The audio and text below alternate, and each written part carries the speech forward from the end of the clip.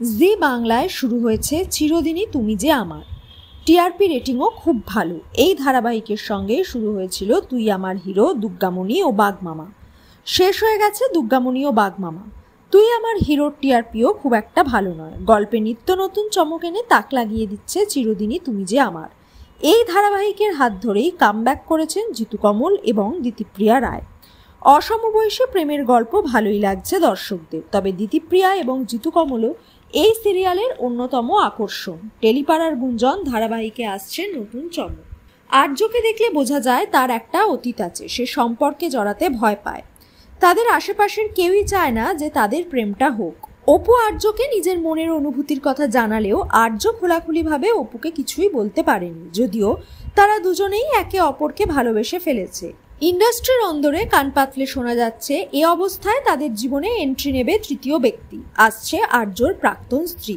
এই চরিত্রে দেখা যেতে পারে গীতা এলএলবি খ্যাত অভিনেত্রী টুম্পা ঘোষকে। এর আগেও তিনি অনেক সিরিয়ালে অভিনয় করেছেন। জিতু কমল এবং টুম্পা ঘোষের জুটি ছিল একসময় হিট, এমনকি বাস্তবেও তারা এক হোক এমন চর্চাও হতো। রাঙিয়ে দিয়ে যাও, রাগে অনুরাগের মতো ধারাবাহিকে কাজ করার পর কিছুদিন ব্রেক নিয়েছিলেন তিনি। স্টার জলসায় গীতা এলএলবি সিরিয়ালে তাকে দেখে টুম্পার অনুরাগীরা উচ্ছ্বসিত হয়েছিল। তাহলে কি এবার জি বাংলাতেও দেখা যাবে তাকে? অভিনেত্রী বলেন, চিরদিনই তুমি যে আমার ধারাবাহিক থেকে কোনো প্রস্তাব তিনি পাননি। হয়তো তাকে ভাবা হয়েছিল, কিন্তু তিনি এখন সেই চরিত্রে অভিনয় করবেন না। গীতা এলএলবি ধারাবাহিক থেকে অফার গেছে, সেখানেই তিনি কাজ করছেন। টুম্পাকে চিরদিনই তুমি যে আমারে দেখা যাবে না সেটা স্পষ্ট।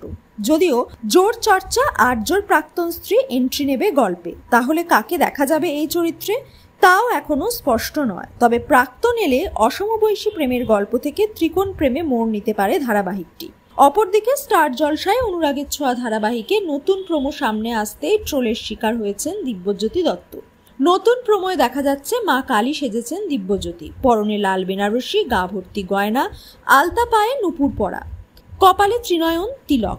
এই প্রোমো দেখে নেটিজেনরা পুষ্পা ছবিতে আল্লু অর্জুনের সঙ্গে তুলনা করছেন। কেউ বলছে দীপাকে অভিনয় করছেন না, ওকে মা কালী কেন বানানো গেল না। কেউ বলছেন পরিচালক কি গুলি গাঁজা খেয়েছে, এভাবে কেউ লেখে। কেউ কেউ আবার প্রশংসা করে বলেছেন অনুরাগের ছোঁয়া পুরো এপিসোডগুলো আগুন হয়েছে। সূর্যকে মা কালী সেজে খুব সুন্দর লাগছে। সৃজিত মুখার্জি পরিচালিত লহ গৌরাঙ্গে নামরে ছবির মাধ্যমে বড় পর্দায় পা দিচ্ছেন দিব্যজ্যোতি। গৌরাঙ্গের চরিত্রে দেখা যাবে তাকে।